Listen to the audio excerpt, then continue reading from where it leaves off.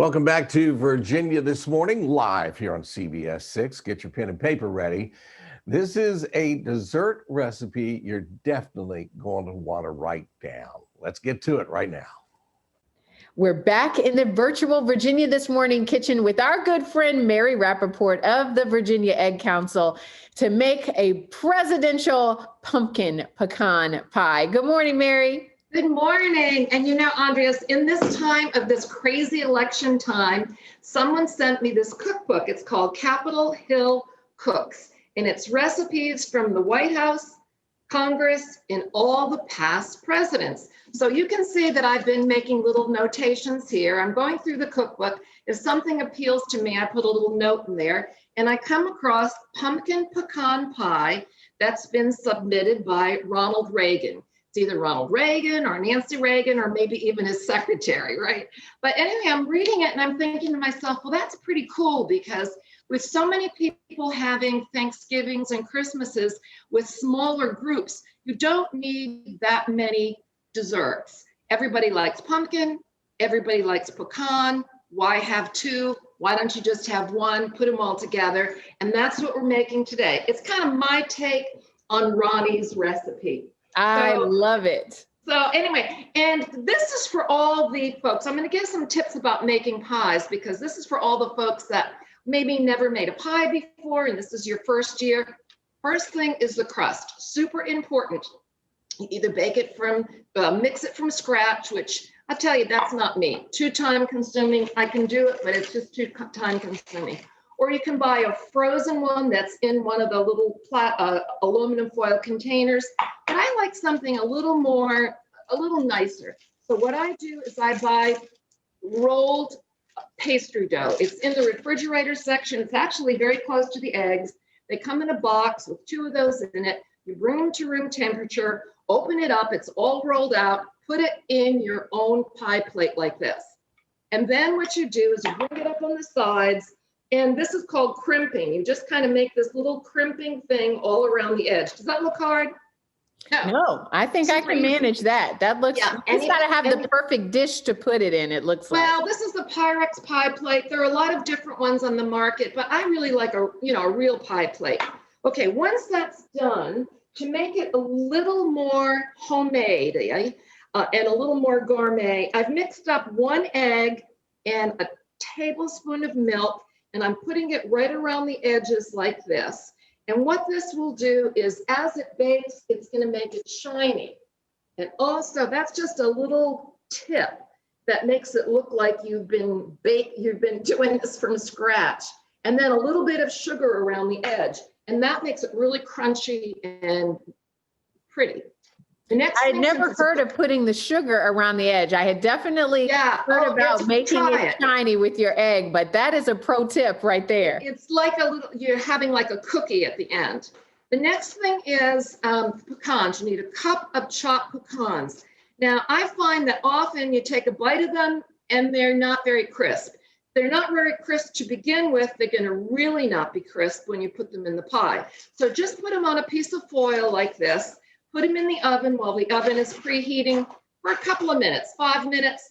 Let them cool down, and they're just really, really crisp.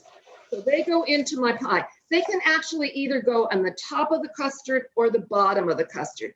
And that's the way, this is the way I do it. Okay.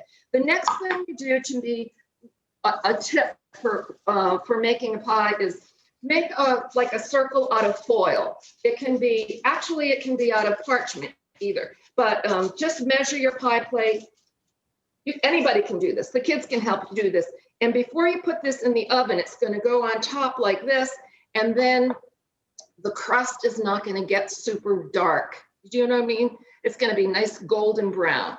So I'm going to set this over here. It's time for the custard part of it. And super easy. You mix up 4 eggs, more eggs than you usually use for a pumpkin pie. But there's a reason for it. Okay, the next thing you're putting in is the pumpkin. Okay, this is just a can of pumpkin, and what I like to do is just let it sit in a strainer, because look at all this liquid that came. I didn't push it out, it just came out. And now, how long do we need to let that sit before that was there for 10 minutes? That Oh, was 10 just there minutes, for okay. 10 minutes. Yeah. Okay. And you don't have to do that. I just find it gives you a more intense pumpkin flavor and not as gooey of the inside. So that goes here. You need a half a cup of dark corn syrup. If you don't have dark corn syrup, use just white corn syrup. But the dark corn syrup has little molasses in it, and that's very typical of a pecan pie. A cup of sugar. This may seem like a lot of sweet, but it's actually a half a cup less than you would ordinarily use for a pecan pie. Pecan pies are very, very sweet, and this is not as sweet as a pecan pie. It's also, I don't know if you noticed, I'm not putting any cream in it or milk in it. When you make a pumpkin pie, you usually use sweetened condensed milk. So this would make, that's why the extra egg is used. And this would make it perfect for those that have lactose intolerance. A teaspoon of either cinnamon or pumpkin pie spice, a teaspoon of vanilla, and use your best vanilla. Pinch of a little bit of salt. That's like a fourth of a teaspoon of salt. And this is sort of an interesting ingredient, a pinch of pepper. Isn't that curious? But that just gives it sort of a little, kind of a little edge. Okay, this goes in here now. I have the oven. Does that look hard? No, I mean, not and it at was all. so quick that you mixed it up just in a flash. Yeah, make sure your eggs are at room temperature too, because you want it, because they'll incorporate better. So then what you do is, if you want, you don't have to, but you can put half pecans all the way around here to sort of just, let people know it's inside, and you put that all the way around here like that. You bake it in a 425-degree oven on the bottom for 15 minutes. This is a really important tip. 425 at the bottom for 15 minutes, and then you lower the temperature to 350 and put it in the middle. And that way you're cooking the bottom crust so it's not gummy. I'm sure you've had pies that the bottom crust is gummy, and the bottom will stay crisp because of that heat at the bottom, but then you want to cook it at a lower temperature, 325 for about a half an hour in the middle. Here's the finished product right here, and you can see what I have done right here. I've made these little leaves, and this is just sort of fun to make it another little gourmet touch.